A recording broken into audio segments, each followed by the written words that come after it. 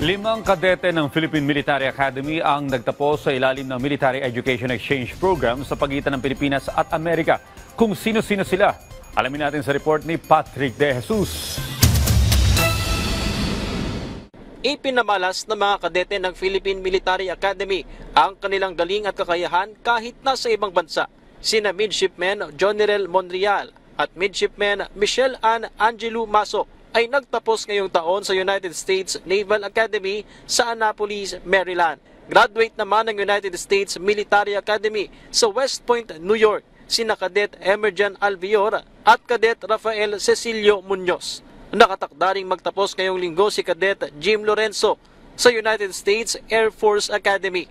Ang 5 PMA cadets ay pinadala noong 2021 at produkto ng Military Education Exchange Program sa pagitan ng Pilipinas at Amerika.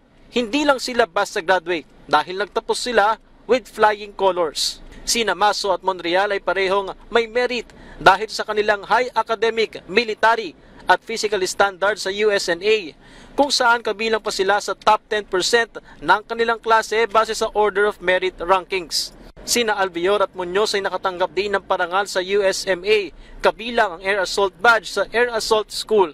Sa panayam ng PTV News sa mga kadete, ibinahagi nila ang kanilang karanasan na hindi naging madali dahil bukod sa matinding training, may malaking adjustment din sa kultura. Yung motivation ko really is pumunta ako dito representing not myself. I came here to represent the country on a global stage now sa West Point. It kind of gave me purpose. Graduating with merit it's not a simple job po, pero kasi dito, as I was saying earlier po, na hindi lang po kami nag-aaral, meron po kami other obligations.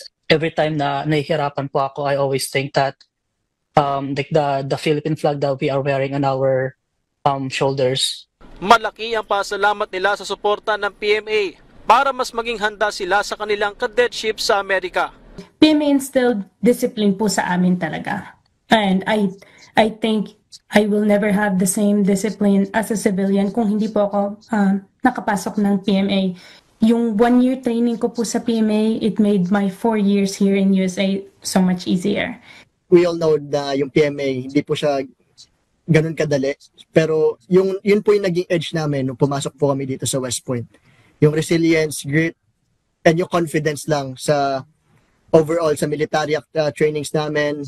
Pagkabalik sa Pilipinas, para naman magsilbi sa Armed Forces of the Philippines, bibit-bitin at ibabahagi nila ang kanilang mga natutunan sa US.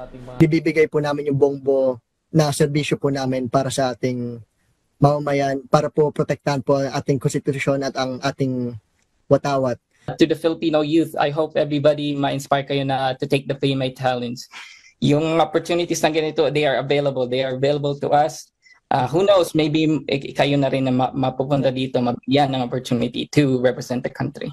Sa ngayon ay may 40 aktibong Foreign Service Academy cadets ang PMA. Bukod sa US ay mayroon din sa Japan, South Korea at Australia. Samantala, inaprubahan ni Defense Secretary Gilberto Teodoro Jr. ang Enhanced Bachelor of Science in Management, Major in Security Studies curriculum sa PMA.